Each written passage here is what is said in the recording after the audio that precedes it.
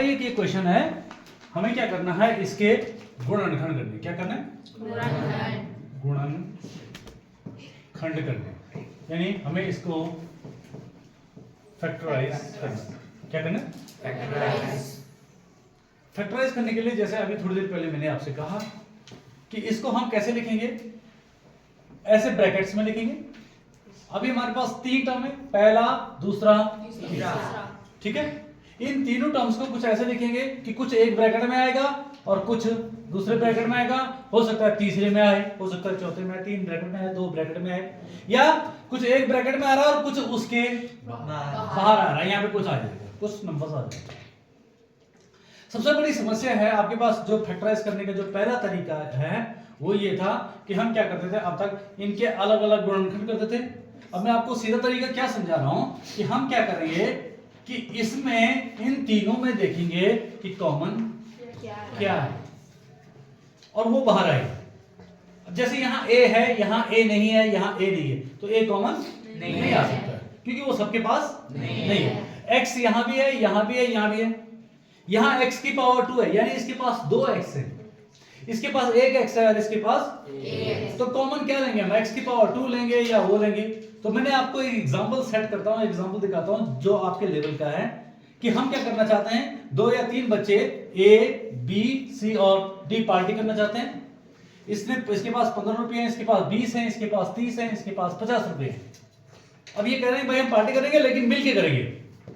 और मिलकर करने में क्या होता है कि भाई अब खर्चा सब बराबर करेंगे, और जब खर्चा बराबर करेंगे तो क्या होगा, कोई 50 करेगा, कोई 15 करेगा, हो गए बराबर। तो अब क्या समझाते हो, क्या आप लोग डिस्कस करते हैं कि सब कम से कम कितना खर्चा कोई भी कर सकता है।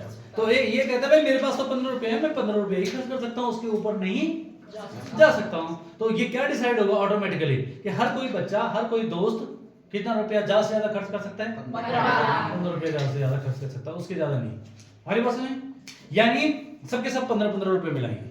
तो ऐसे ही यहां से भी है कि कॉमन, ये जो 15 रुपया है ये कॉमन माना जाएगा, ये 15 रुपए क्या माना जाएगा, कॉमन। तो अब यहां देखो, यहाँ x की पावर 2 है, यहाँ एक x है, यहाँ x की पावर 1 है, तो कॉमन x की पावर हाईएस्ट कितनी है, 2। हाईएस्ट कितनी है, 2, और लोएस्ट कितनी है, 1।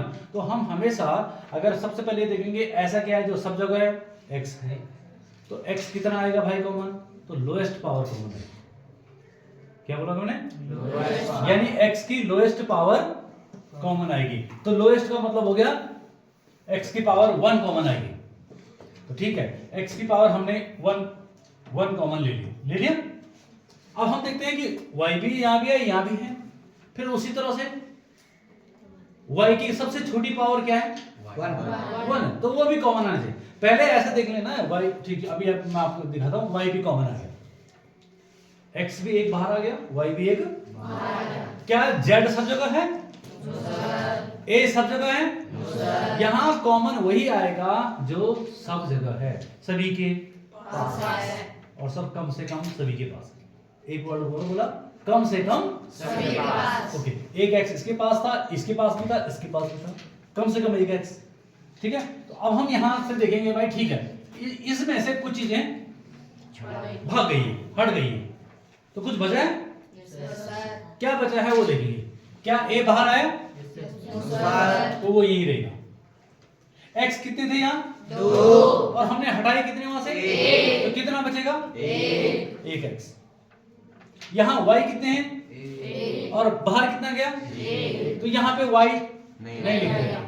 अरे बस है, क्योंकि वो जो उसके पास था वो तो ओके। अब यहाँ चलिए, क्या b भी बाहर गया, नहीं गया है, तो यहाँ पे b अपनी जगह पर रहेगा। x बाहर गया है, कितने थे, 1, और कितने गए, 1, तो कुछ बचा, y कितने थे इसके पास, 2, और 1 बाहर गया तो 1। अब यहां देखिए, c बाहर गया, नहीं गया, नहीं गया, तो यहां अंदर बचेगा, I will write here c।